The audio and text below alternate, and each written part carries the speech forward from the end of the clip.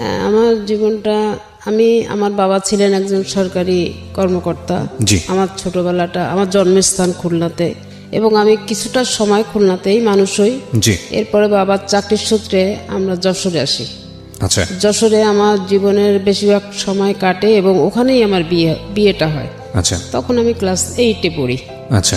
ওই সময় আমার বিয়ে হয়। বিয়ের পরেও আমি পড়াশোনাটা করে যাচ্ছিলাম। ক্লাস 8-এ পড়া অবস্থায় বিয়ে দিল কেন আপনাকে? আপনার বাবার অবস্থা কি ভালো ছিল না? হ্যাঁ, বাবার অবস্থা ভালো ছিল, কিন্তু আসলে এখন তো বয়স হয়ে গেছে, তো কি বলবো, মানে তখন আর কি যেই বয়সটা আমার ছিল, তো যে কেউ দেখলে আর কি চোখে লাগতো মানুষের হয়তো। আচ্ছা আচ্ছা। তো আমার আব্বার এক ফ্রেন্ড, তার ভাইয়ের জন্যই সে আর কি আমাকে পছন্দ করে। তো আমার বাবা ওই সময় রাজি হয় না বিয়েটা দিতে, কিন্তু ধরেন সন্ধ্যা 7টার থেকে এই নিয়ে আমার বাবার সঙ্গে আর কি তর্কতর্কি হতে থাকে। আচ্ছা। যে এতটুকু মেয়ে আমি বিয়ে দিব না, আমার ফ্যামিলি থেকে এটা খারাপ চোখে দেখবে, বা আমার মেয়ে আমাকেও খারাপ বলবে, আমার মেয়েটাকেও খারাপ বলবে। আচ্ছা। তো এইভাবে আর কি করতে করতে অনেক, মানে রাত তখন ভোর 4টা বাজে, এই অবস্থায় চলতেছে। জি। তো এক পর্যায়ে আমার বাবার কোনো মতামত আর তারা অপেক্ষা করলো না, যে আমার ভাসুর এখন, জি, সে আর কি আমার কোনো মতামতের, মানে আমার বাবার কোনো মতামতের বা আমার আম্মার কোনো মতামতের মূল্যায়ন না করে সে নিজে গার্জেন হয়ে তার ভাইয়ের সাথে আমাকে বিয়ে দিলেন। কে দিল এটা? আমার ভাসুর। ভাসুর মানে এটা তো কিভাবে সম্ভব? কারণ আপনার বাবা মা যদি রাজি না থাকেন তাহলে? না, এখন আমার বাবা দেখতেছে যে আমি এদেরকে ঘর থেকে বেরও করতে পারছি না, আবার এদেরকে হ্যাঁ বলতে পারছি না, না বলতেছি শুনতেছে না, আমি এখন কি করব? মানে সে তো একা। আচ্ছা। হ্যাঁ, সে তো একা, সে তো কোনো কিছু আর কি এটা মানে ডিসিশনও নিতে পারছে না, সময় চাচ্ছে সময়ও দিচ্ছে না। আচ্ছা। তো যাই হোক, একরকম জোরের পরে আর কি বিয়েটা হয়। ওকে। কিন্তু আমার এই ভাসুর যখন আমাকে, তখন আমরা আমি তাকে কাকা বলে ডাকতাম। আমাদের ফ্যামিলিতে সবাই তাকে বাবার বন্ধু হিসাবে আমরা তাকে শ্রদ্ধা করি। আর তার যে ভাইয়ের সঙ্গে আমার বিয়ে হয়েছিল, তাকে আমি কোনোদিনই দেখি নাই। আমাদের ফ্যামিলির কেউ তাকে কখনো দেখেনি। আচ্ছা। যাই হোক, বিয়েটা ওইভাবে হয়ে গেল। সে তখন খুলনাতে চাকরি করে। তো বিয়ে হয়ে যাওয়ার পরে সে আর কি খুলনাতে, আবার তখন ছুটি ছিল আপনার রবিবার থাকতো সাপ্তাহিক ছুটি। আচ্ছা। তো আবার বিয়েটা হলো রবিবারের দিনই, বিয়েটা হওয়ার পরে সোমবারের দিন সকালবেলায় সে আর কি খুলনাতে তার কর্মস্থলে চলে যায়। জি। এরপরে আর কি আমাদের সঙ্গে, তখন তো আর ফোন টোনের কোনো ব্যবস্থা ছিল না, তখন ওই চিঠিপত্রের মাধ্যমে যোগাযোগ। তো এইভাবে আর কি প্রায় 3 মাস পার হয়ে গেল। আমার বাবা আমাকে শ্বশুরবাড়িতে কিন্তু পাঠায়নি। জি। তো একটা সময় আমার শাশুড়ি খুব আফসোস করতে থাকে, আমার শ্বশুর ছিলেন না। শাশুড়ির অনেক আফসোসের পরে আমার বাবা আর কি আমাকে শ্বশুরবাড়িতে পাঠায়। আচ্ছা। শাশুড়িকে দেখার জন্যে। ওকে। তা আমি ওখানে যে 3-4 দিন থাকি, থাকার পরে আমি চলে আসি। আসার পরে আমার আব্বা আমার বললেন যে আমার মেয়ের ম্যাট্রিক পাসটা না করা পর্যন্ত আমি কিন্তু দিব না মেয়েকে। আচ্ছা। এখন তোমরা ইচ্ছা করলে রাখতে পারো, না পারলে না রাখতে পারো। তো যাই হোক, আমি ওইভাবে আর কি বাবার বাড়িতে পড়াশুনো থাকি এবং পড়াশুনো করি। একটা পর্যায়ে বিয়ের 1 বছর যখন হয়ে গেল, তখন আমার হাজব্যান্ড বললো কি, যাবা, ও তো এখানে পড়াশুনো করে, আমি ওখানে মেসে থাকি, আমার কষ্ট হয়, তো আমি ওখানে একটা বাসা নিয়ে থাকি। আচ্ছা। আর পড়াশুনো আমি ওকে করাবো, আপনার যখন ইচ্ছা, আর ওরও যদি আগ্রহ থাকে তাহলে অবশ্যই আমি ওকে লেখাপড়াটা করাবো। এটা আপনার হাজবেন্ড বললো? এটা আমার হাজব্যান্ড বললো। কি নাম ছিল ওনার ভদ্রলোকের? আমার হাজব্যান্ডের নাম ছিল রবিউল ইসলাম। আচ্ছা। ওকে। তো সেইভাবে আর কি সে আমি বাসা নিল, বাসা নিয়ে আমাকে নিয়ে আসলো। নিয়ে আসার পর আমি পড়াশুনো করতে থাকি। পরীক্ষার টাইমে আমি গিয়ে পরীক্ষাটা দিতাম খালি। জি। তো এই অবস্থায় চলতে থাকি। তখন আর কি আমি যখন ক্লাস 9 থেকে 10-এ উঠবো, 3-4 মাস আগে, তখন আমি কনসেপ্ট করি। ওকে। তো ওই অবস্থায় আর কি আমি খুব অসুস্থ থাকি। তো এই ট্রিটমেন্ট, আমার তখন ট্রিটমেন্টও চলে, পড়াশোনারও একটু সমস্যা হয়। লাস্টে প্রায় 5-6 মাস পর্যন্ত আমি প্রচণ্ড কষ্ট, মানে বলতে কি, আমি 6টা মাস শুধু সেলাইনের উপরে ছিলাম। জি। খুবই কষ্ট করছে আর কি। তা যাই হোক, ওইভাবেই ক্লাস 10-এ উঠলাম। ফাইনাল পরীক্ষা দিয়ে ক্লাস 10-এ উঠলাম। ওঠার পরে টেস্ট সব পরীক্ষা দিলাম। এরপরে আমার বাচ্চা যখন হলো, তারপরে আমি পরীক্ষাটা দিলাম। তখন বাচ্চার বয়স আমার 2-2.5 মাস হবে, ছোট বাচ্চা। তো আমাদের সময় আবার 2 শিফটে পরীক্ষা হতো, বাংলা ইংলিশটা 2 শিফটে পরীক্ষা হতো। ছেলে হলো না মেয়ে হলো? ছেলে। ওকে। 2 শিফটে পরীক্ষা। তো আমি যখন ফার্স্ট আওয়ারে পরীক্ষা দিতাম, সেকেন্ড আওয়ারে 1 ঘন্টা টিফিন আওয়ার থাকতো ওই সময়। বাচ্চাটাকে নিয়ে আমার দেবর আর আমার বোন আমার কাছে নিয়ে যেত বাচ্চাটাকে। ও তখন বুকের দুধ খেত, আমি ওকে মানে বিষয়টা হচ্ছে সকালবেলা পরীক্ষা আর বিকেলবেলা পরীক্ষা, এর মাঝখানের সময়টা থেকে আপনি ব্রেস্ট ফিড করাতেন বাবুটাকে? হ্যাঁ ব্রেস্ট ফিড করাতাম। করানোর পরে তারপর ওকে খাইয়ে দিয়ে তারপরে আমি নিজে একটু টিফিন খেয়ে আবার সেকেন্ড হাফের পরীক্ষা দিতে বসি। এসএসসি ফাইনাল পরীক্ষা? জি। তো যাই হোক, এইভাবে পড়াশোনার পরে আমি যখন ওই পরীক্ষা আমার যেদিনকে শুরু হলো সেদিনকেই আমার হাজবেন্ড খুলনাতে বাড়িতে জায়গা কেনা ছিল, বাড়িতে কাজে হাত দিল। খুলনাতে? খুলনার কোথায় এটা? সোনাডাঙ্গা মেইন রোড, আচ্ছা, নিউ মার্কেটের কাছে। ওকে। তো বাড়িতে কাজে হাত দিল, আমি পরীক্ষা দিয়ে আমার ফাইনাল ম্যাট্রিক পরীক্ষা শেষ হওয়ার পরে আমি একবারে যে বাড়িতে উঠলাম। আচ্ছা। এবং বাচ্চাটা আমার ছোটবেলার থেকে ওখানেই মানুষ, ওকে। ওখানে পড়াশোনা। বাড়িতে মানে কি নিজ বাড়িতে? নিজের বাড়িতে। আচ্ছা, তো কত সালে আপনাদের এই বাড়িটা হলো আনুমানিক? আমার বাড়িটা হলো তখন হচ্ছে আপনার ইনকমপ্লিট অবস্থায় আমি উঠছি, কিন্তু এটা কমপ্লিট করতে 87 সাল ওকে, লাগছে। ঠিক আছে, বলেন তারপর। তারপরে যাই হোক, আমি ওইভাবে পড়াশোনা করতেছি। আমি কোনো পড়াশোনা যখন করে আমি বাড়িতে উঠলাম, ছেলেটাকে নিয়ে আমারও অনেক কষ্ট হয়ে যাচ্ছে। তো আমার হাজবেন্ড কাজের লোক রেখে দিল, সব কিছু আমার সাংসারিক দিক থেকে আমি কোনো কষ্ট আমাকে করতে দেয়নি। তো ছেলেটা যখন একটু 3.5 বছর বয়স হলো, তখন আমি ওকে, আমার পাশে একটা স্কুল আছে মিশনারি স্কুল, আমি ওখানে ওকে ভর্তি করলাম। আচ্ছা। তো ওখানে ভর্তি করে ওকে দিয়ে আসতাম, নিয়ে আসতাম। তো এইভাবে একটা পর্যায়ে ও যখন ক্লাস 2-তে উঠলো, তখন ওখানে ক্লাস 2 ফাইনাল পরীক্ষা হয়ে গেল। ক্লাস 3-তে আমি ওকে খুলনা জেলা স্কুলে ভর্তি করি। টেস্ট দেওয়া হলো, টেস্টে এলাও হলো, তারপরে আমি ওকে ওখানে ভর্তি করি। আমাদের জীবনটা খুব ভালোই কাটতেছিল আমার হাজবেন্ডকে নিয়ে। আমার তো অনেক সুখের একটা জীবন ছিল, যেটা আমি আসলে ভাষায় বলতে পারবো না। মানে আমার গায়ে একটু মানে কোনো রকম মানে একটু ব্যথা লাগলে মনে হতো যে তার জন্য কলিজাটা ছিঁড়ে গেল। খুব ভালোবাসতো আপনাকে? প্রচন্ড ভালোবাসতো। তা ছেলে নিয়ে কষ্ট করতাম থেকে সে আমাকে 2টা কাজের লোক রেখে দিচ্ছে, একটা রান্না করার জন্য, একটা ঘরের কাজ করার জন্য। আর আমার একটা সিকিউরিটি গার্ড ছিল, তার ডিউটি ছিল আমার বাচ্চাটাকে বিকালে বিকালে একটু ঘুরতে নিয়ে যাবে। নিউ মার্কেটের সাইডে, তো নিউ মার্কেটের আশেপাশে ঘুরতে নিয়ে যাবে। তো এইভাবে আর কি বাচ্চাটাকে মানুষ করলাম, বড় করলাম। আমার লাইফের সব কিছুই এখন ও হয়ে গেল, আমার তো আর কিছু নাই। আর একটা জিনিস ছিল কি, আমার হাজবেন্ডের একটা জিনিস, আমি ঘরে বসে থাকাটা সেও খুব পছন্দ করতো না। আচ্ছা। মানে আমি একটু বাইরে, সে কোথাও গেলেই বলে কি, চলো না আমার সাথে ঘুরে এসো, চলো, ঘরে বসে বসে কি করবা, ঘরে বসে থাকলে চিন্তা করবা, এটা করবা, এটা করবা। আর ছেলে নিচে খেলা করতেছে, আচ্ছা করুক না, সিকিউরিটি আছে তো দেখতেছে। জি। তো এইভাবে আর কি আমাদের লাইফটা খুব ভালো, খুব সুন্দরভাবে আমাদের একটা জীবন কাটতেছিল। তা এর ভিতরে আমার হাজবেন্ডের কিছু এদিক ওদিক ট্রান্সফার হলো, যেমন বরিশালে হলো, যশোরে হলো। আমার বাবা কিন্তু ওই সময় যশোরেই আছেন আর কি। যাই হোক, ছেলে ওইভাবে তো চলতেছে। আমি খুলনাতে থাকি, পরে উনি ট্রান্সফার নিয়ে ঢাকাতে চলে আসলেন 96 সালে। জি। তো ঢাকাতে উনি যখন চলে আসলেন, তখন আমি খুলনাতে থাকি। ছেলে তখন আমার এসএসসি পরীক্ষা দিল। আচ্ছা। এবং যশোর বোর্ডের ভিতরে সে 72 জন স্ট্যান্ড করছে, তার ভিতরে সে একজন। 72 জন তো স্ট্যান্ড করার কোনো সুযোগ নেই, কারণ আমি যদি 20 জন স্ট্যান্ড করে না, ওখানে গোল্ডেন সিস্টেম আসছে। তো গোল্ডেন কত সিস্টেম। সালের পরীক্ষার কথা বলছেন আপনি? আমি এটা বলছি আপনার 1 সালের কথা। 2001 সালে? জি। ঠিক আছে, যাই হোক, আপনার ছেলে খুব ভালো রেজাল্ট করেছে। হ্যাঁ, খুব ভালো রেজাল্ট করছে। তখন ওর বাবার ইচ্ছা হলো কি যে ঢাকাতে নিয়ে এসে সে পড়াশোনা করাবে এবং আমাকেও নিয়ে আসবে। আচ্ছা। তা আমার আবার ঢাকা শহরে বসবাসের জন্য আমার কিন্তু আসলে পছন্দ না। আমাদের খুলনাতে আমরা যতটা আরামে বসবাস করি বা আমরা যতটা ভালোভাবে থাকতে পারি, ঢাকার মানুষের জীবন মানে আমার কাছে খুব কঠিন মনে হয়। এটা কি আপনি আগে থেকেই জানতেন নাকি আসার পরে? না, আমি আগে থেকেই জানতাম। কিভাবে জানতেন? আমার ভাই বোনরা আছে, আমি আসতাম, আসা যাওয়া করি। না, এটা আপনি একদম 100% সত্যি কথা বলেছেন। বিশেষ করে শহরতলি এলাকায় যারা বড় হয়েছে, তারা ঢাকা শহরে এসে মানিয়ে নেওয়া খুব কঠিন। এবং এটাও আবার সত্য যে 2, 4, 10, 15 বছর যখন ঢাকা শহরে মানুষ অভ্যস্ত হয়ে যায়, তখন ঢাকা শহরের মানুষ আবার অন্য জেলায় গিয়ে থাকা সেটাও খুব কঠিন হয়ে যায়। হ্যাঁ, হ্যাঁ। তো তখন আমার ওই হাজবেন্ড যখন এখানে আসলো, তখন সে বললো কি যে ছেলে তো ম্যাট্রিক পাস করছে, ভালো রেজাল্ট করছে, তো আমি তো ছিলাম না, তুমি তো সবকিছু করছো, আমার পক্ষ থেকে তোমার জন্য একটা ভালো গিফট থাকবে। ওই সময় ওই 1 সালে উনি ফার্স্ট আমাকে ওই ছেলের রেজাল্টের উপরে ভিত্তি করে আমাকে ফার্স্ট মোবাইল গিফট করে উনি। আপনাকে মোবাইল গিফট করলো? হ্যাঁ, আমাকে। আচ্ছা।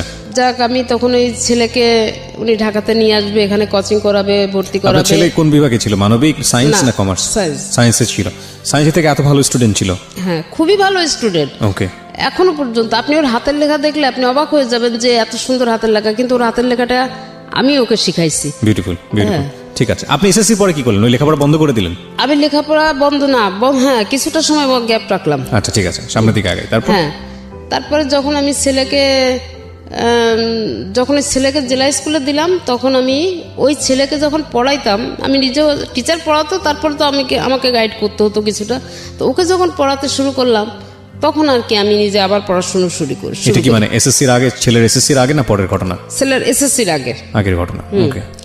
আমি আবার পড়াশোনা শুরু করি, এবং আমি ওই সময় আবার যাই হোক, আমি পরবর্তীতে আর কি এটা আবার আমি এসএসসি পরীক্ষা দিই। এসএসসি দেন নাকি এইচএসসি? এসএসসি দিই। ম্যাট্রিক তো আপনি পাস করলেন। হ্যাঁ, তারপর আবার দিলেন? আবার দিলাম এই কারণে, আমার ভাসুর ছিলেন কলেজের প্রফেসর, তো তা বললো দেখো যে মানুষের ভবিষ্যৎ তো কিছু বলা যায় না, যদি পরবর্তীতে ও চাকরিতে বাকরি কিছু করতে চায়, তো ওর যে এই গ্যাপটা, এই গ্যাপের জন্য দেখা যাবে যে ওর চাকরিতে অনেক সমস্যা হতে পারে বা নাও হতে পারে চাকরি। আচ্ছা। তা ও নতুন করে আবার শুরু করুক। আবার নতুন করে এসএসসি পরীক্ষা দিলেন? হ্যাঁ। পাস করলেন? হ্যাঁ, তখন আমি পরীক্ষা দিলাম, পাস করলাম, ম্যাট্রিক পাস করলাম, ইন্টার করলাম, ডিগ্রিও করলাম। তারপরে আমার ছেলে ম্যাট্রিক পাস করলো। আচ্ছা, ম্যাট্রিক পাস করলো। হ্যাঁ, আমরা যে গল্পে ছিলাম, যেখানটায় ছিলাম, যে আপনি ঢাকায় আসার কথা বলছিলেন আপনার জামাই। হ্যাঁ। তারপরে যখন ঢাকাতে চলে আসা হলো, এখানে কোচিং করার পরে ছেলে রাইফেলস পাবলিকে পরীক্ষা দিল, ভর্তি পরীক্ষা দিল, ওখানে টিকে গেল। আচ্ছা। তো টিকে যাওয়ার পরে ওর বাবা ওকে ওখানেই ভর্তি করলো, এবং তখন আমাকে বললো যে এরকম ছেলে তো চান্স পেয়ে গেছে, তুমি ওখানে একা একা কি করবে, তুমি চলে আসো। তা আমার এটা খুব একটা বেশি ইচ্ছা ছিল। চলে আসো মানে কি? মানে আপনার জামাই তখন ঢাকাতে? হ্যাঁ, আমার জামাই তখন ঢাকাতে। উনি কি করতো? উনি হাউস বিল্ডিং ফাইন্যান্স কর্পোরেশনের চাকরি করতেন। আচ্ছা, ওকে। তো আপনি ওখানে একা একা কি করবেন, এই জন্য ঢাকায় আসতে? হ্যাঁ, চলে আসতে বলছে, কিন্তু আমার এই বাড়ির মায়াটা ছেড়ে না আমি কোথাও গিয়ে থাকতে পারতাম না। আচ্ছা। তো তখন আমি, বাড়ি তখন কয়তলা হয়েছে আপনাদের? আমার বাড়ি অলরেডি তখন ডবল ইউনিটের 4 তলা। 4 তলা বাড়ি। আচ্ছা। তা আমি তখন আর কি তাকে অনেক বোঝানোর চেষ্টা করলাম যে তুমি ছেলে চান্স পেয়েছে ঠিক আছে, কিন্তু ওকে আমার হাতে ছেড়ে দাও, আমি ইন্টারটা এখানে খুলনাতে করাই, তারপরে ও ঢাকাতে যে অনার্স করবে। তা ওর বাবা আপত্তি করলো। হ্যাঁ, আপত্তি করলো। তখন আমি বললাম যে আচ্ছা ঠিক আছে। এই যে ইন্টারটা করাতে ঢাকাতে নিয়ে আসলো, তখন যেন ছেলে একটু কেমন হয়ে গেল। একটা পর্যায়ে ওর বাবা আমাকে বললো, ইন্টার পাস করার পরে ইন্টার লাস্টে সেকেন্ড ইয়ারে চলা অবস্থায় আমাকে একদিনকে বললো কি, ছেলে তো আমার কন্ট্রোলের বাইরে চলে যাচ্ছে, তুমি এক কাজ করো, তুমি ছেলে নিয়ে খুলনা চলে যাও। আচ্ছা, একবারে ইন্টার পরীক্ষার আগ মুহূর্তে এটা? হ্যাঁ। তখন আমি বললাম কি যে আমি তো প্রথমে তোমাকে এই জিনিসটা বলছিলাম, তুমি আমার কথাটা তো শুনলা না, এখন তো নিয়ে আসছো, এখন এই মুহূর্তে তো আমি নিয়ে যেতে পারবো না ছেলে। তা বললো কি যে তাইলে আমি এখন কি করব, কারণ আমি সারাদিন অফিসে থাকি, আর তুমি এই ঢাকা খুলনা দৌড়াদৌড়ি করতে থাকো, ছেলে কি করে না করে আমি তো কিছু বুঝি না। এরপরে আমি এখানে একটু অবজেকশন দিলাম যে না, ও ইন্টারটা করুক, তারপরে দেখা যাবে কি করা যায়। তো ইন্টারটা পাস করলো, হ্যাঁ, রাইফেলস পাবলিকের থেকে ইন্টারটা পাস করলো। পাস করার পরে রেজাল্টটা কেমন ছিল? এসএসসির মতো ছিল নাকি খারাপ হলো? হ্যাঁ, রেজাল্টটা ভালো ছিল। তো ওর যেদিন রেজাল্ট হবে তার আগের দিন আছে আসানুল্লাহ প্রাইভেটে আর কি অনার্সের জন্য পরীক্ষা হলো। আচ্ছা। কিন্তু তখনও ইন্টারের রেজাল্ট হয়নি। আচ্ছা, ইন্টারের রেজাল্ট না হলে পরীক্ষা হয় কিভাবে? হ্যাঁ, এটা হলো, এবং ও পরীক্ষাও দিল। ওকে, ইন্টারেস্টিং। যেদিনকে ওর ইন্টারের রেজাল্ট হলো সেদিনকে আসানুল্লাহর রেজাল্ট হলো। ছেলে এদিকে ইন্টারও পাস করে গেছে, ওদিকে আসানুল্লাহ এসে চান্স পেয়ে গেছে। আচ্ছা। তো এটা যখন হলো তখন আর কি সেইভাবে ওকে ভর্তি করার জন্য সব ব্যবস্থা করা হলো, এবং ভর্তি করে। আসানুল্লাহতে কেন ভর্তি করার চিন্তা করছিলেন আপনারা? এটা আমার ভাই হচ্ছে, সাধারণত তো পাবলিকে সবাই ট্রাই করে প্রথমে, পাবলিক বিশ্ববিদ্যালয়গুলোতে। হ্যাঁ, কিন্তু ওর বাবার ইচ্ছা ছিল যে, ওরা বাবার একটা ধারণা ছিল কি যে মনে হয় প্রাইভেটে পড়াশোনা ভালো হয়। ওকে, এইটা আর কি। ওকে। তা যাই হোক, সেটাই আর কি করছে। করার পরে ওখানে ওর বাবা আরও বেশিরভাগটা সময় এখানে থাকতো, আর আমি খুলনাতে। এর মধ্যে আবার আমার একটা চাকরি হয়ে যায়। একটা চাকরি হয়, আমার পোস্টিংটা, আমি তো খুলনার থেকে অ্যাপ্লাই করি চাকরির জন্য, তো ওখানে আমার পোস্টিংটাও খুলনাতে হয়ে যায়। আমি তখন খুলনাতে। কিসের চাকরি ছিল এটা? এটা ছিল ওই যে Bangladesh legal aid and services trust, ব্লাস্টের। তো আমার চাকরিটা ওখানে হয়। আমি কিভাবে জয়েন করলেন ওখানে? আমি ওখানে কোঅর্ডিনেটর। ওকে। তা আমি ওখানে আর কি জয়েন করি, আর বাবা ছেলে ঢাকাতেই থাকে। আমার ওখানে চাকরির বয়স যখন আমার 1 বছর হলো, তখন আর কি আমি প্রতি মাসের 7 বা 8 তারিখে আমি ওই খুলনা থেকে আমার রিপোর্ট নিয়ে আমার হেড অফিসে আসতে হতো। আচ্ছা, তো আমি সেইভাবে আসবো। তো হঠাৎ করে 4 তারিখে আমি আসি, 7-8 তারিখে আমাকে 4 তারিখে, জুন মাসের 4 তারিখে আমাকে ফোন করে বলতেছে যে আমার না শরীরটা ভালো না, তুমি একটু তাড়াতাড়ি চলে এসো। আপনার জামাই বলছে? তখন আমি বললাম কত সালে এটা? এটা হয়েছে 7 সালে, 2007 সালে। 2007 সালে। তা আমি বললাম কি, তোমার যদি বেশি সমস্যা হয় আমি এখনো চলে আসতে পারবো, কারণ কোনো সমস্যা আমার নাই। তা বলতেছে না, বেশি তেমন কোনো কিছু না, তুমি ধীরে সুস্থে যেরকম আসো এইভাবে আসো। তাই আমি বললাম আচ্ছা ঠিক আছে।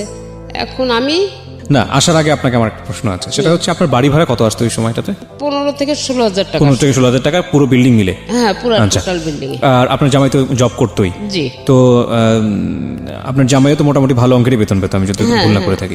তো তারপরও আপনার জব করার, আমি বলছি না আপনি জব করেন, সেটাতে আমার কোনো প্রশ্ন নাই, কিন্তু মানুষ তো সাধারণত আমাদের সামাজিক বিন্যাসটা তো এরকমই যে প্রয়োজন না থাকলে আসলে মেয়েরা তেমন একটা জবে যান না, এটাই আমরা দেখে থাকি। তো আপনার তো বোধহয় সেরকম ক্রাইসিস ছিল না অর্থে? না। তো তারপরেও আপনি কেন জবে গেলেন? কেন গেলাম এটাই হচ্ছে যে আমার বাড়িতে, আমি যে ঢাকাতে আসছি, আমার বাড়িতে যে কেয়ারটেকার রেখে আসছি, এই কেয়ারটেকারটা আমার বিদ্যুৎ বিল নিয়ে অনেক ঝামেলা করে ফেলছে। তো ঝামেলা করে ফেলার পরে একটা পর্যায়ে আমরা দুজনে বসে আলাপ করলাম কি, যে এরকম অবস্থা হলে তো এরকম বিদ্যুৎ নিয়ে ঝামেলা করলে তো প্রায় বিদ্যুৎ অফিস থেকে এসে লাইন টাইন কেটে দেওয়া, ভাড়াটেদের সমস্যা, আর এই খুলনা থেকে আমি, এই ঢাকা থেকে আমি যে এইভাবে তো সমস্যার সমাধান করা ঠিক মানে সম্ভব হয় না, এটা খুবই কঠিন একটা ব্যাপার। তখন আমার হাজব্যান্ড বললো কি, যে আচ্ছা দেখি কি করা যায়। তারপরে যখন আমার ওই চাকরিটার জন্য আমি অ্যাপ্লাই করছি, এটা তার আগ্রহে করছি। তো তখন ওই আগ্রহটা চাওয়ার এই কারণেই ছিল যে যদি খুলনাতে আমার চাকরিটা হয় আর আমি খুলনাতে থাকতে পারি, তাহলে আমার বাড়িতে কেয়ারটেকারের দরকার হবে না, আমার নিজের তত্ত্বাবধানে আমার বাড়িটা থাকবে, কোনো ঝামেলা ঝঞ্ঝাট হবে না। তো এটা বললাম। তখন আমি যখন চাকরিটা হলো, আমার চাকরিটা আসলে বেশি টাকার জন্য আমার চাকরিটা করা ছিল না। অফিস থেকে বাসায় গেছি, বাসায় যাওয়ার পরে আর কি এমনি উনি মানে নিজে যখন দুপুরে সকালে যে অফিসে গিয়ে আমাকে একটা ফোন দিত, বা বাসা থেকে বের হওয়ার সময় ফোন দিছে, দুপুরে যখন সে খেতে বসবে তার আগে, এই অফিসেই তো খাওয়া দাওয়ার সিস্টেম ছিল তার, অফিস দুপুরে খাওয়া দাওয়ার আগে আমাকে ফোন দিত। কারণ আমি না খাওয়া দাওয়ার প্রতি আমার আবার একটু খুব অনীহা। জি। মানে অনীহা বলতে কেমন, এই বাচ্চাদের মতো আমাকে জোর করে ধরে কেউ খাওয়াইতে পারলে মনে ভালো হয়, কারণ একা একা থাকি তো, খুবই আমার ভাতটা মোটেই আমার একেবারে পছন্দ ছিল না। আচ্ছা, এরকম আর কি। তো আমার যে পার্মানেন্ট কাজের লোকটা ছিল, ওকে সবসময় এটা সে সতর্ক করে দিত, এবং ওই খাওয়ার আগে আমাকে খালি জিজ্ঞেস করতো, তুমি যে কোথায় আছো? অফিসে। তা খাওয়া দাওয়া কি করছো? তা না, বাইরে বেরোয় দেখো সামনে ভালো কোন রেস্টুরেন্টে বসে খেয়ে নাও। আচ্ছা ঠিক আছে খাবো। আমি আরো বরং উল্টা রাগ করতাম তার উপরে, যে কি আমাকে কি ছোট মানুষ পাইছো নাকি, তুমি এরকম করো কিসের জন্য? এখন আমাকে বললো যে ঠিক আছে, তোমার এখন আসার দরকার নেই, তুমি তাহলে 7 তারিখেই আসো। তা আমি বললাম আচ্ছা ঠিক আছে। এখন আমার ছেলে তো এখানে আছে, তো 4 তারিখেই, এই কথা 4 তারিখ দুপুরে আমার সঙ্গে হলো। দুপুরে আমি যখন অফিস থেকে বাসায় আসছি, বাসায় এসে তখন তো মোবাইলে কার্ড সিস্টেম, আমি বাসায় এসে রেস্ট নিয়ে আমি মোবাইলের দোকানে যাই, আমি কার্ড কিনতে গেছি। তখন আমাকে আমার ছেলে ফোন দিয়ে বলতেছে, আব্বুকে নিয়ে আমি একটু শ্যামলীতে আসছিলাম, এই সংসদ ভবনেই থাকতো আর কি। তা বলছে যে আব্বুকে নিয়ে আমি শ্যামলীতে আসতেছিলাম, তো এই সময় আর কি আব্বু একটু কাশি দিল, বুকে ব্যথা করতেছে। আচ্ছা। তো বুকে ব্যথা করলে আমি সাথে সাথে সরোয়ার দিদি নিয়ে ডাক্তার দেখালাম। তো তুমি যদি কি হয় আমি তোমাকে জানালে তুমি রওনা দিও। আচ্ছা। তাই আমি বললাম আচ্ছা ঠিক আছে। তো এর মধ্যে আর কি 10-15 মিনিট পরে ছেলে আবার ফোন ব্যাক করলো। ফোন ব্যাক করার পরে আমি বলছি কি ব্যাপার? তো বলছে আম্মু ডাক্তারের কাছে নিলাম, ডাক্তার যখন আব্বুকে দেখে কি করলো, আমাকে তো ভিতরে ঢুকতে দেয়নি, তো দেখলাম যে একটা হুইল চেয়ারে আব্বু সেন্সলেস অবস্থায় উপরে নিয়ে গেল। তারপরে 10-15 মিনিট পরে ছেলে আমাকে আবার ফোন দিল, দিয়ে বলতেছে আম্মু আব্বুর অবস্থা বোধহয় ভালো না, আমাকে ডাক্তার বললো 2টো ইঞ্জেকশন এনে দিতে। তো আমি 2টো ইঞ্জেকশন এনে দিছি, আব্বার বুকের ওখানে ইঞ্জেকশন 2টা পুশ করছে, আর আব্বাকে ক্যাবিনে দেওয়া হয়েছে, কোনো সেন্স নাই, তুমি রওনা দাও। তো ওই মুহূর্তে আমি আর কি সাথে সাথে আমি টিকিট করে আমি 9:15 আগে কোনো গাড়ি পাই না।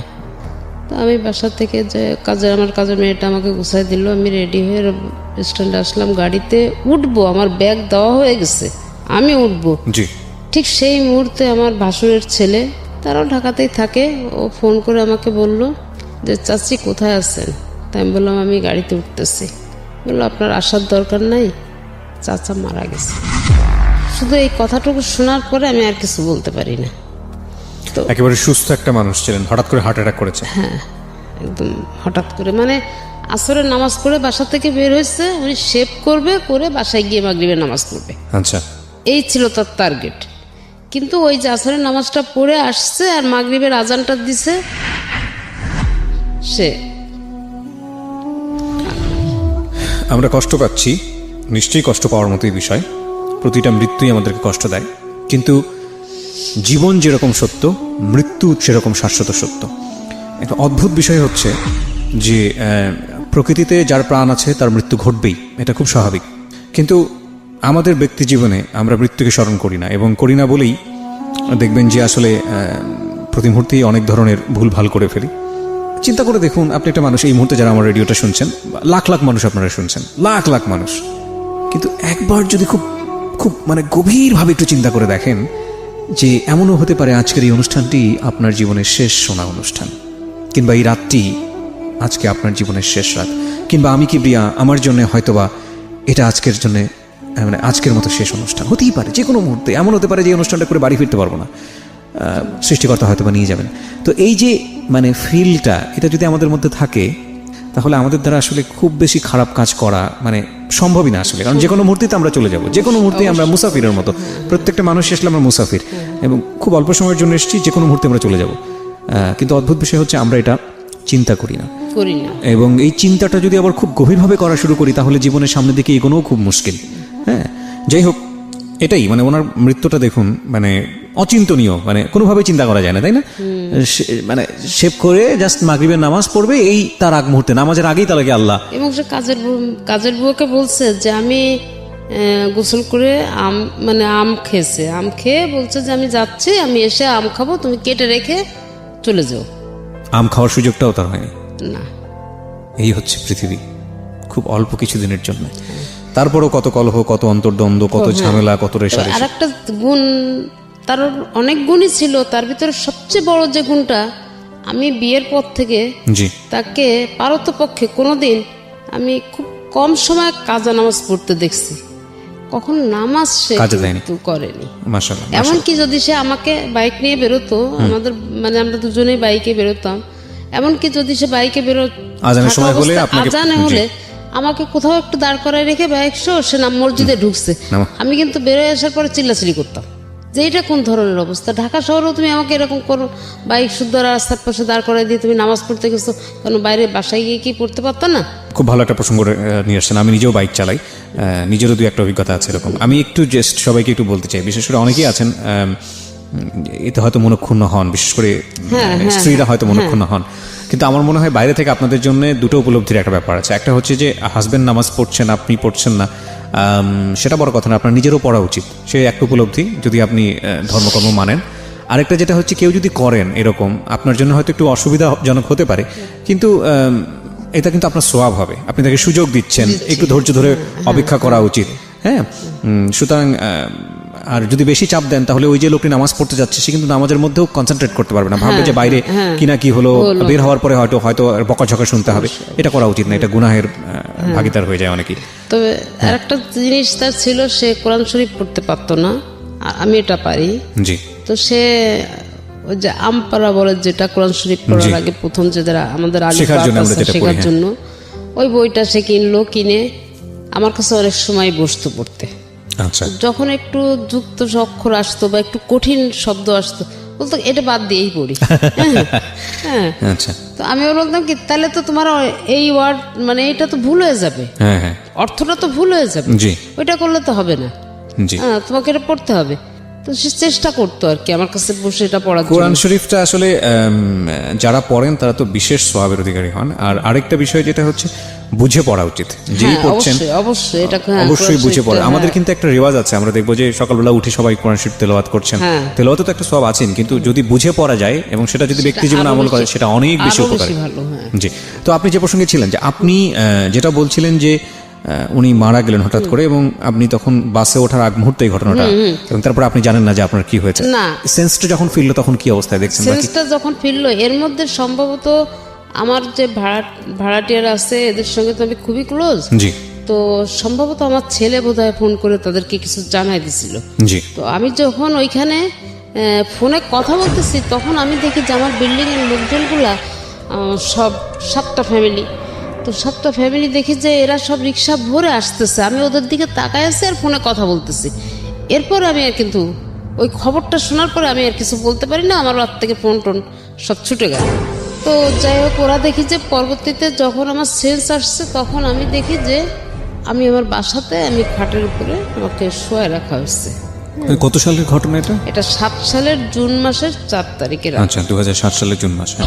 তো ওইভাবে আর কি রাতটা ওখানে বাড়িতে, আমার বাড়িতে আমি কাটাই।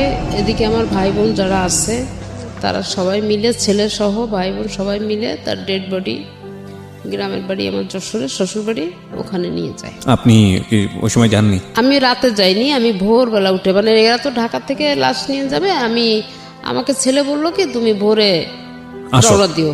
আচ্ছা। আর ওর ফ্রেন্ডদেরকে বলে রাখছে যে এরকম তোরা মাইক্রো ভাড়া করে আম্মুকে গাড়িতে উঠাই দিস, আর সাথে কে কে আসতে চায় তাদেরকে দিয়ে মোটামুটি গাড়িটা রওনা করে দিস, আমি এখান থেকে আম্মুকে নামাই নিব। জি। তো সেইভাবে আমরা। আপনার ছেলে তখন কিসে পড়ছে? হাসানুল্লাহতে? হ্যাঁ হ্যাঁ। আচ্ছা। তো তখন আর কি আমি চলে, আমার মা, আম্মা, আমি এবং আমার ওখানে আশেপাশে আরও এক অফিস কলিগ 5 জন আছে, তারা ভাড়াটিয়া সবাই মিলে মোটামুটি 2টা মাইক্রো নিয়ে আমরা বাড়িতে আসি, যশোরে আসি। জি। আসার পরে আমি যখন বাড়িতে আসি, ওই গাড়িতেই আমি সেন্সলেস হয়ে যাই আর কি। যখন আমাদের বাড়ির রোডটা ঢুকে না, তখনই আমি সেন্সলেস। তো ওই অবস্থায় আমাকে বাড়িতে ঢুকানোর পরে কিভাবে কি করছে না করছে আমি জানি না। তো যখন আমার সেন্স আসলো, আমাকে ধরে নিয়ে আমাদের উঠানের ভিতরে নিয়ে গেল, দেখলাম আমার হাজবেন্ডকে তখন গোসল করাচ্ছে। আমাকে পাশে একটা চেয়ার দিল, আমি বসলাম, তাকে গোসল করাচ্ছে, কিন্তু আমি কোনো কথা বলতে পারছিলাম না। তো গোসল করানোর হয়ে গেল, কাপড় টাপড় আমার সামনেই কাপড় টাপড় পরালো, সব কিছুই করলো। এরপরে তাকে যখন তার লাশটা নিয়ে ওখান থেকে সরাই নিল, নিয়ে মসজিদের কাছে রাখলো, আমাদের পারিবারিক মসজিদ, পারিবারিক গোরস্থান।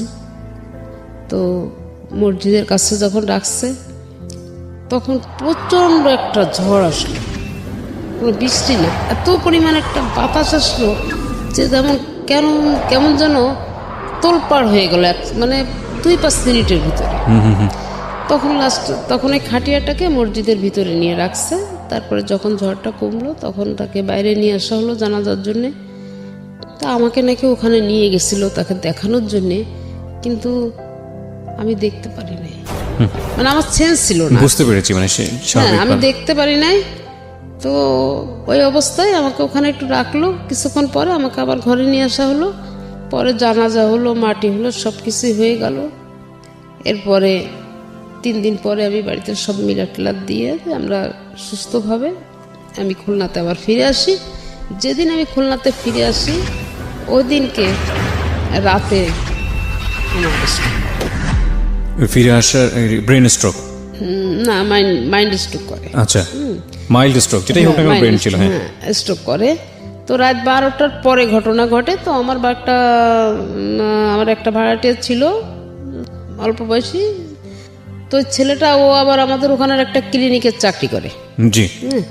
ও তাড়াতাড়ি করলো কি, ওইটা হচ্ছে গিয়ে অ্যাম্বুলেন্স খবর দিল, দিয়ে আমাকে সাথে সাথে ওই হার্টের একটা ডাক্তার ওনার ক্লিনিকে নিয়ে গেল। জি। নিয়ে ওখানে 2 দিন রাখা হলো। রাখার পরে আমি যখন একটু সুস্থ হয়ে কথা বলতে পারছি, তখন খালি একটা কথাই বললাম যে আমাকে বাসায় নিয়ে চলো, আমি এখানে থাকবো না, আমাকে বাসায় নিয়ে চলো। মানে আমি বাসায় আসার জন্য খুব অস্থির। জি। তখন আমাকে বাসায় নিয়ে আসলো। এই আস্তে আস্তে আস্তে আস্তে আমি চাকরিটাও ছেড়ে দিলাম। আমি কিন্তু ওই মুহূর্তেই চাকরিটা ছেড়ে দিলাম। চাকরিটা ছেড়ে দিয়ে আমি ওইভাবেই আসি। মানে আমি যেন কেমন একটা হয়ে যাচ্ছি তখন থেকে। আচ্ছা, আমার ভিতরে আস্তে আস্তে পরিবর্তনটা আসতে শুরু করে, এবং পরিবর্তনটা আস্তে আস্তে তখন আমি দেখি কি যে আমার ছেলেটাও যেন কেমন হয়ে যাচ্ছে। তখন চিন্তা করলাম যে আমি তো গেলাম, ছেলেটাও নষ্ট হয়ে যাচ্ছে, নষ্ট হয়ে যাবে। এইভাবে ঘরের ভিতরে সারাদিন দরজা আটকায় দিয়ে যে খাওয়া নেই দাওয়া নেই পড়ে আছে খুলনাতেই। তা আমার আম্মাকে বললাম যে মা তুমি আসো আমার কাছে, নাহলে তো আমি পাচ্ছি না। তা আম্মা আমার কাছে অনেক দিন ছিল আর কি। তো থাকার পরে যাই হোক ওই রান্না বান্না করতো বা ছেলেটাকে একটু খাওয়াইতো, আমাকে ওরকম খাওয়ার কথা বললে আমি চিলাচিলি করে উঠতাম। তো এইভাবে আর কি আপনাদের মোটামুটি যাচ্ছে। তখন আর কি ওই যে আমার 3 তলা ভাড়াটে আছে, জি, এই হচ্ছে ওই 3 তলাতে থাকে। তখন আর কি ওই ছেলের এই অবস্থা দেখে আমাকে একদিনকে বলতেছে, আচ্ছা ছেলেটা এই অবস্থা, ছেলেটার তো আসলে পাগল টাগল হয়ে যাবে, তা ওকে একটা কাজ কামে তো দিতে পারতেন। তাই আমি বললাম ভাই আমার এখন ওই ধরনের মন মানসিকতা নাই যে আমি ওকে কাজে দিব, এখন আমি নিজেই চলতে পারছি না, তো আর একটু সুস্থ হই তারপরে দেখি চিন্তা ভাবনা করবো। আচ্ছা, তখন ওই মুহূর্তে উনি বলতেছে আমার অফিসের ম্যানেজারটা চলে গেছে, তা আমার অফিসে কেউ একটু কাজ করবে? তা আমি বললাম যে ঠিক আছে আপনি ওর সাথে একটু কথা বলেন। তখন আর কি ওকে ডাক দিলাম, ও আসার পরে ওর সঙ্গে কথা বললো। তো ও বললো ঠিক আছে কাকু, আমি আপনার অফিসের যে কয়দিনের সমস্যা আমি করে দেই। না কিন্তু ওর তো লেখাপড়া করার কথা তখন, কিন্তু ও লেখাপড়া ছেড়ে দিল, বাবার মৃত্যুর পর লেখাপড়া ছেড়ে দিল। এটা তো একবারেই মানে আমার কাছে বেমানান ঠেকছে। এত ভালো স্টুডেন্ট হঠাৎ করে লেখাপড়া কেন ছেড়ে দেবে? তখন আমি ওই তো এই যে কাজের ভিতরে তখন আমি ওকে বুঝাতে লাগলাম যে তুমি না আর যাই করো তুমি লেখাপড়াটা করো। তো অনেক ওই গ্যাপ দিল, মানে একটু গ্যাপ গেল, গ্যাপ যাওয়ার পরে অনেক বুঝাতে তখন ও আবার আমাকে উল্টা বুঝাতে লাগলো। কি বুঝাতো? সবাইকে দিয়ে সবকিছু হয় না। হ্যাঁ, আমার পড়াশুনো করতে এখন আর ভালো লাগে না, একটা সময় ভালো লাগছে, এখন ভালো লাগে না, তুমি কেন আমাকে জোর করো? হ্যাঁ, আচ্ছা দেখবো, তুমি বলতেছো যখন আমি চিন্তা করে দেখবোই করব। পরে যাই হোক এইভাবে আর কি মোটামুটি অনেক কষ্ট করে আমি অনেক চাপের মুখে রেখে ভালোবেসে বুকে ঝুঁকে আদর যত্ন যাই করার করে টরে মোটামুটি অনার্সটা করাই দিলাম। ওকে, অনার্সটা করলাম, করার পরে এখন ওই অফিসে যে কাজে গেল না, ওখান থেকে আর কি কাজ কাম করতো, কি টাকা পয়সা পাইতো না পাইতো এটা কখনো আমার কাছে বলতো না, দিত না। আর আমি এটা জিজ্ঞাসা করলে বলতো কি যে জাস্ট ম্যানেজার নাই, আমি একটু কাজ করে দিচ্ছি, সে কিছু দিল না দিল আম্মু এটা নিয়ে তোমার কোনো টেনশন করার দরকার নেই। ওকে, তাই বললাম আচ্ছা ঠিক আছে। তো কাজ করতে করতে একটা পর্যায়ে সে ছেলেকে কি দিয়ে কি পরামর্শ করলো আমি জানি না, তখন হচ্ছে যে আপনার 9 সালের লাস্টের দিকে। ওকে, তখন আর কি ছেলেকে কি দিয়ে কি পরামর্শ দিল, তখন ছেলে আমাকে বলতে লাগলো যে আমি বাড়িটা ভাগ করে নিব। তাই আমি বললাম কি বাবা আমার তো আর কেউ নাই, তুই ছাড়া তো আমার আর কেউ নাই, এখন যদি আমি মারা যাই তা বাড়িটা তো তোরই, এটা আবার ভাগ করার কি হয়েছে? তা বললো যে না আমার অংশ আমি ভাগ করে নিব। তাই আমি বললাম যে বোঝানোর পরে অনেক কিছুই বুঝালাম, কিন্তু কোনো কথাই সে শুনতে চায় না। তো লাস্টে যখন আমাকে কোনো রকম কিছু করতে পারলো না, তখন আমার ওয়ার্ড কমিশনারের কাছে গেল। আচ্ছা, ওয়ার্ড কমিশনারকে গিয়ে বললো, তখন ওয়ার্ড কমিশনার আমাকে ডাকলো, ডেকে আমাকে বলতেছে আপা এ ছেলে তো এরকম উল্টাপাল্টা কথাবার্তা বলতেছে, এটা আমি কি করব? তাই আমি বললাম কি আচ্ছা ভাই এসব ঝামেলা না করে দেখেন যদি মিউচুয়াল করতে পারেন ভালো, না পারলে আপনি ও যেটা বলতেছো সেটা করে দেন, আমার তো মন মানসিকতা এখন ভালো না, আমি এটার বিষয়ে আর কোনো কথা বলতে চাই না। তখন ওই আমার ছেলে এরা সবাই একসাথে হয়ে কমিশনারের কাছে গেল। আর হলো গিয়ে কমিশনারের খালাতো ভাই, কিন্তু এদের সঙ্গে রিলেশন খুবই খারাপ, রক্তের সম্পর্ক, কিন্তু এদের সঙ্গে রিলেশনটা ভালো না। তো এরা আবার ঠিক করলো কি যে দোতলাতে আমরা তো থাকি, ছেলে থাকে এক ফ্ল্যাটে, আমি থাকি আর এক ফ্ল্যাটে, জি, মানে পুরাটাই আমাদের, দোতলা পুরাটাই আমাদের, কিন্তু ওইটাকে এখন ওই দোতলাটা বাদ দিলে নিচতলার 2টা ফ্ল্যাট হচ্ছে আমাকে দিল, আর 3 তলার 2টা ফ্ল্যাট, 4 তলার 2টা ফ্ল্যাট দিল হচ্ছে ছেলেকে, জি, ছেলের চলাফেরা খাওয়া দাওয়ার জন্য, আর আমাকে দিল আমার খাওয়া দাওয়ার জন্য, আমাকে 2টা ফ্ল্যাট দেওয়া হলো। ওকে, তো আমি সেইভাবে আছি, কোনো কিছু না, কোনো ঝামেলা ঝঞ্ঝাট আর করতেছি না, চুপচাপ আছি। তো একটা পর্যায়ে আর কি ছেলে একটা ডিট করলো আপনার সঙ্গে? আমার সঙ্গে না, আমার ভাড়াটাদের সঙ্গে ডিট করতে গেছে, মানে এটা থেকে আর কি এগুলা করাচ্ছে। বলছে কি যে তোর মা বিয়ে শাদী করবে, চলে যাবে, তারপরে সেই লোক নিয়ে এসেই বাড়ি দখল দিবে, তোর কপালে মানে অনেক ভোগ আছে, তুই এইটা একটা ডিট করে রাখ। পরবর্তীতে যাতে তুই না বিপদে পড়িস। দেখেন আমরা ভাড়া নিচ্ছি তো ভাইয়া, আমরা তো ভাড়া নিলাম আন্টির কাছ থেকে, আপনাকে কেন টাকা দিব? তো যদি আপনাকে টাকা দিতে হয় তাহলে আপনি আন্টিকে একটু ডেকে নিয়ে আসেন, ওকে উনি বললে আমরা আপনাকে দিব। ওকে। তো এইভাবে আর কি আমি ওখানে গেলাম। যাওয়ার পরে শোনার পরে আমি বললাম কি আচ্ছা ঠিক আছে তোমরা চুপ করো, দেখি আমি ওর সঙ্গে কথা বলে দেখি কি হয়েছে। তো আমি একটা পর্যায়ে ও যখন ঘরে আসে সেই সময় আমি কাছে আমি যে বলতেছি কি আচ্ছা ভাই কি হয়েছে, কি উল্টাপাল্টা করতেছে কেন?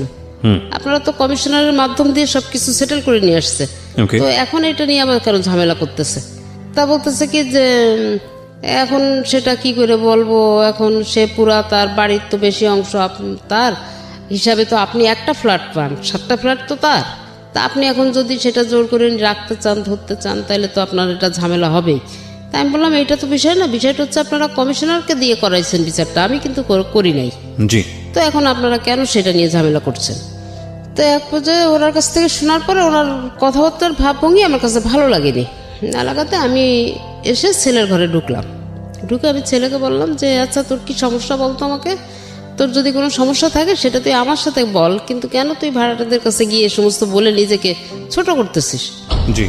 তো বলার সাথে সাথে ও আমাকে বলতে আমাকে একদম ডাইরেক্ট একদম এইভাবে ওরকম খাটে বসা, আমি এরকম দাঁড়ানোর সামনে, এই কথাটা বলার সাথে সাথে আমাকে বলতেছে কি তুই আমার ঘরে ঢুকছিস কি জন্যে, তুই আমার ঘর থেকে বের হ। তাই আমি বললাম কি হ্যাঁ আমি তোর ঘরে থাকতে আসিনি, আমি তোর ঘর থেকে বের হব, কিন্তু আমার প্রশ্নটার উত্তর দিয়ে দে, আমি চলে যাচ্ছি। তা বলতেছে আমি যদি তোর প্রশ্নের উত্তর না দিই তুই আমার কি করবি? তাই আমি বললাম এইটা কোন ধরনের কথা, তোকে লেখাপড়া শিখাইছি, তোকে শিক্ষিত করছি, তোর মুখ থেকে এরকম ভাষা তো আমি কখনো আশা করি নাই। তুই জন্মের পর থেকে তোর সোনার চামচ মুখে নিয়ে তুই জন্ম নিচ্ছিস এক কথা বলতে গেলে, আজকে তুই কি ধরনের ভাষা ব্যবহার করতেছিস হ্যাঁ আমার সাথে? তো এই কথা বলার সাথে বলতেছে কি তোর কাছে কি আমাকে কৈফিয়ত দিতে হবে নাকি? তো বলে আমাকে গলাটা ধরে একটা ধাক্কা দিয়ে একটা ঘরের ভিতরে ওই ফার্নিচারের ফাঁকা একটা চিপার মতন ওইটার ভিতরে ফেলে দিছে। ও কি বলেন? মানে এই ফার্স্ট আমার গায়ে হাত দিল, আমার গলাটা ধরে একটা এইভাবে ধাক্কা দিল, আর আমি একটা চিপার মধ্যে ঢুকে গেলাম, মানে যেখানে একটা ড্রেসিং টেবিল একটা রিডিং টেবিল মাঝখানে হ্যাঁ এতটুকু ফাঁকা, এর মধ্যে পড়ে গেলাম। পড়ে যাওয়ার পরে আমি আর উঠতে পারছি না ওখান থেকে। তো যাই হোক অনেক কষ্ট করে আমি খুব চেষ্টা করে আমি আর কি উঠলাম ওখান থেকে। ওঠার পরে আমি উঠে ওকে ঠাস করে একটা চড় লাগাই দিলাম। চড় দেওয়ার পরে ও কি করলো, আমার হাতে আমার এই বা হাতটা স্পন্ডালাইসিসের সমস্যা আছে, তো আমার হাতটাকে মোড়ায়ে ধরে আমাকে ফ্লোরে ফেলাই দিল চিৎ করে, একদম পুরা চিৎ করে ফেলে দিয়ে আমার এই দুইটা পা এক জায়গায় করে ও একটা পা দিয়ে চেপে ধরছে, আমার পাটা চেপে ধরছে, আর একটা হাত দিয়ে আমার হাত ধরছে আর একটা হাত আমার এই জায়গাটায়। ওহো, মানে আমার জীব অলরেডি বের হয়ে গেছে, মানে আমার মনে হচ্ছে কি এই মুহূর্তে আমি শেষ। এখন আমি যে কোনো রকম নিজেকে ওর কাছ থেকে ছাড়াই নিব, আমি এরকম কোনো সুযোগ পাচ্ছি না। অনেক ধস্তাধস্তি করে মানে অনেক গুতাগুতি করে এক পর্যায়ে আমি একটা, আপনি আশেপাশের লোকজন ছিল না বিল্ডিং এ? হ্যাঁ বিল্ডিং এ, মানে এই যে চিল্লাচিল্লি হচ্ছে না, আমার বিল্ডিং এর সামনে পুরা লোক, কিন্তু নিচে কোলাপসিবল গেটে তালা মারা। আচ্ছা। সিঁড়ির ভিতরে দাঁড়ায় এগুলা দেখতেছে এবং বউ দেখতেছে, কিন্তু কোনো কথা নেই তাদের। আর বিল্ডিং এর লোকজন ওই একটু ডেয়ারিং টাইপের, মানে সত্যি কথা বলতে একদম আমি ক্লিয়ার যেটা বলবো সেটা হচ্ছে একটা সন্ত্রাসী, খুলনা শহরে সন্ত্রাসীদের ভিতরে সে একজন, এর পাল্লায় পড়ছে এই ছেলে। ওকে। তো যাই হোক আমি এখন ওইখান থেকে তো কোনো রকম তো ওকে লাথি মানে অনেক চেষ্টা করে মোটামুটি একটু উঠলাম। তো আমি ওখান থেকে কোনো রকম ওকে ধাক্কাধাক্কি দিয়ে মানে একটু ছাড়াই আমি উঠলাম। ওঠার পরে ও আমার হাত দুইটা মোড়ায় পিছনে নিয়ে গেল, নিয়ে আমাকে ওর ঘরের থেকে আবার পিছনে ঘাড়ে হাত দিয়ে ধাক্কা দিতে দিতে ওর ঘর থেকে বারান্দায় বের করে নিয়ে আসছে। নিয়ে এসে আমার এখানে একটা ঘুষি মারছে, দুই চোখের মাঝখানে। হ্যাঁ এই ঠিক এই জায়গাটা একটা ঘুষি দেওয়ার সাথে সাথে আমার যে নাক দিয়ে রক্ত পড়তেছে না, মুখ দিয়ে পড়তেছে না, চোখ দিয়ে পড়তেছে, আমি কিছু বলতে পারবো না। লোকজন রাস্তায় সব জমা হয়ে আছে, সবাই দেখতেছে। মানে সে দৃশ্য, মানে আমি সেই মুহূর্তে আমার খুব মানে অবস্থা খুবই খারাপ ছিল, কিন্তু আজকে না এসব কথা বলতে আমার চোখে কখনো পানি আসে না, এক্স্যাক্টলি আমি সেটাই চিন্তা করছিলাম যে আপনার পানি আসে না। আমার চোখে পানি আসছে না। আমি মাফ করবেন, আমি একটু ইন্টারাপ্ট করছি আপনাকে। পৃথিবীর সবচাইতে দুর্ভাগা সন্তানের কথা আমি এই মুহূর্তে শুনছি। আমার শুধু এতটুকুই বলার আছে। আমি ডেফিনেটলি শিওর যে হয়তো আপনি অনুষ্ঠানটা শুনছেন। আপনি ধরেন আপনার মা যেটা বলে গেল সে অপরাধগুলো করেননি, কিন্তু ধরেন আপনি আপনার জায়গা থেকে অনেক কিছু বলার আছে, অনেক কিছু বলার আছে। আপনার মা অনেক অপরাধ করেছে আপনার সাথে। আপনি যদি ধর্ম মানেন, ধর্ম তো একটা আছেই, যদি সামাজিকতা মানেন, যদি এথিক্স মানেন, যদি কিছুই না মানেন, শুধু মানবিকতা মানেন, হ্যাঁ, তাহলেও আমি বলবো যে সবচেয়ে অভাগা হচ্ছেন আপনি। যার পেটে বড় হয়েছেন, দুনিয়ার মুখ দেখেছেন যার জন্য, যা রক্ত মাংস খেয়ে বড় হয়েছেন, যে আপনাকে কষ্ট করে বড় করেছে, সে যদি সারা জীবনও আপনাকে পেটাতো, এটা আপনার জন্য আশীর্বাদ। তার গায়ে হাত তুলেছেন মানে হচ্ছে আপনার নাই, আপনার আর কিছু নাই, আপনার না আছে ইহকাল, না আছে পরকাল, আপনি তো ওখানেই শেষ। মানে কত বড় পাপী যে আপনি। আপনার মা এই কথা বলছে এখানে এই অনুষ্ঠানে এসে, লাখ লাখ মানুষ সাক্ষী হয়ে যাচ্ছে আজকের এই অনুষ্ঠানে। আল্লাহ আপনাকে মাফ করুক, আমি জানি না মাফ করবে কিনা, মাফ করা উচিত কিনা। যে মানুষের, আপনি লেখাপড়া করেছেন, আপনি শিক্ষিত একজন মানুষ, এসএসসি ইন্টার পর্যন্ত পড়াশোনা করেছেন, হ্যাঁ, আপনার অনার্সটাও শুনলাম পড়াশোনা করেছেন আপনি। ধরেন আপনার মা অপরাধী, আপনার দিক থেকে ভয়াবহ রকমের অপরাধী, হোক সে অপরাধী, কিন্তু ওই যে একটা কথা আছে না যে এক ধার দুধের দাম শোধ করা যায় না সারা জীবন গায়ের চামড়া করে দিলে। আপনি যা করেছেন সেটা মুখে আনার মতো নয়। এখন থেকে শুরু করে যদি সারা রাত ধরে আপনার এগেনিস্ট আমি বলি এই অনুষ্ঠানে, যদি শেষ না হয় এই অনুষ্ঠান, আমার মনে হয় আমি বলে শেষ করতে পারবো না যে আপনি কত বড় অপরাধ করেছেন, ভয়ানক রকমের অপরাধী। আমি এই উপলব্ধিটা আপনার মৃত্যুর আগে আসা উচিত, অবশ্যই আসা উচিত। এবং আমি জানি না আপনি বাবা কিনা, গল্প সামনের দিকে এগুলো বুঝতে পারবেন যে সন্তানের হাতে যদি কখনো মার খান, এর চাইতে কষ্টকর, এর চেয়ে জাহান্নাম ভালো।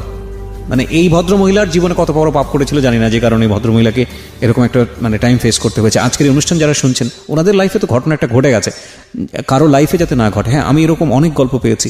আমি একটা সময় একটা রেডিওতে একটা অনুষ্ঠান করতাম, অনুষ্ঠানের নামটা আমি মেনশন করবো না, সেটা এইখানকার রেডিও অনুষ্ঠানের এথিক্স থেকে যায় না। সেখানে আমি পেয়েছিলাম যে সন্তান হয়ে বাবাকে খুন করেছে।